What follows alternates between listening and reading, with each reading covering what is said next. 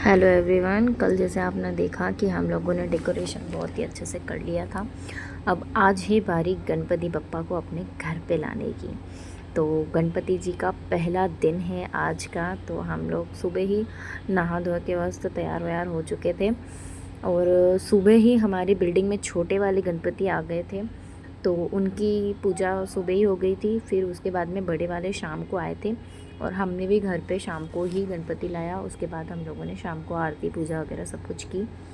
तो यहाँ पे मैं 2 थाली इसलिए जमा रही थी क्योंकि एक मंदिर के लिए हमारे घर के लिए और एक मंदिर में मतलब कि बिल्डिंग के लिए। तो बिल्डिंग के गणपति जी की पूजा सुबह हो ही गई थी। तो मेरे हस्बैंड और वो सब जो भी पुरुष मंडली में थे अवेलेबल पुरुष उन लोगों ने करी थी। तो उसमें मैंने सब कुछ रखा है। सब कुछ रखने के बाद में कुमकुम अक्षत और रोली वगैरह लच्छा वगैरह।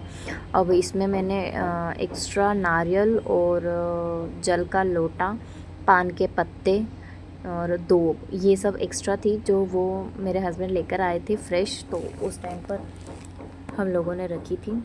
तो ये कुछ इस तरह से रही मेरी थाली।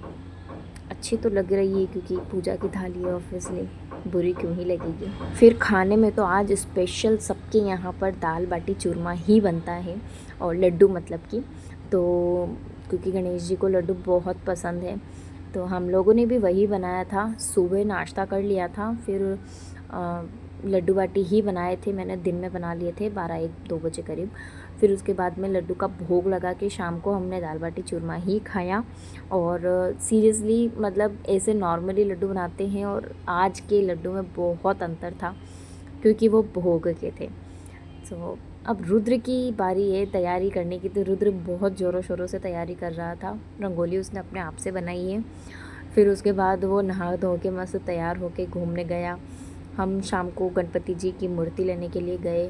बहुत भीड़ थी मार्केट में। बहुत ढूंढने के बाद हमको वो मूर्ति मिली जो हमने लाई घर में और एक बिल्डिंग में।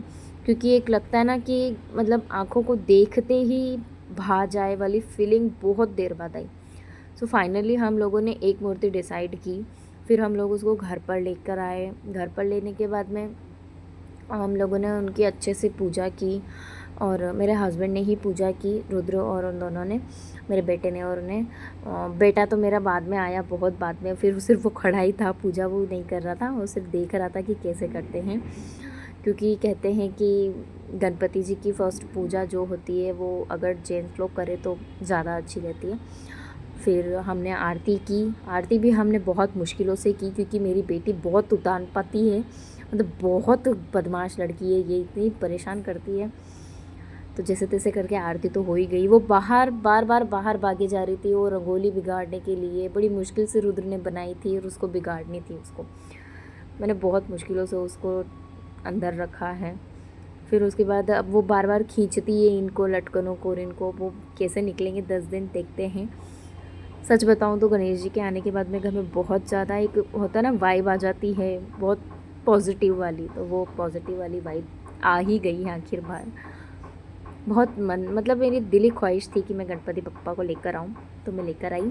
एंड आप लोग भी बप्पा को ज़रूर लेकर आए होंगे। तो आप लोग भी मुझसे शेयर करना कि आप लोग हर रोज़ भोग में क्या बनाते हो ताकि मैं भी बना सकूँ। मैं हर रोज़ कोशिश करूँगी अलग अलग भोग बनाने की। बाकी मेरी बेटी अगर करने देती है तो ठीक है। एनीवेज़ आज का डे फर्स्ट मेरा बहुत अच्छा गया और हम लोगों ने बिल्डिंग में भी पूजा की, आरती की, बहुत अच्छा लगा। तो फाइनली मेरे घर पे पप्पा आ ही गए हैं। ये हमारे गणपति बप्पा की मूर्ति है, बहुत सुंदर लग रही है। तो एक बार गणपति बप्पा मोरया ज़रूर लिखना कमेंट में।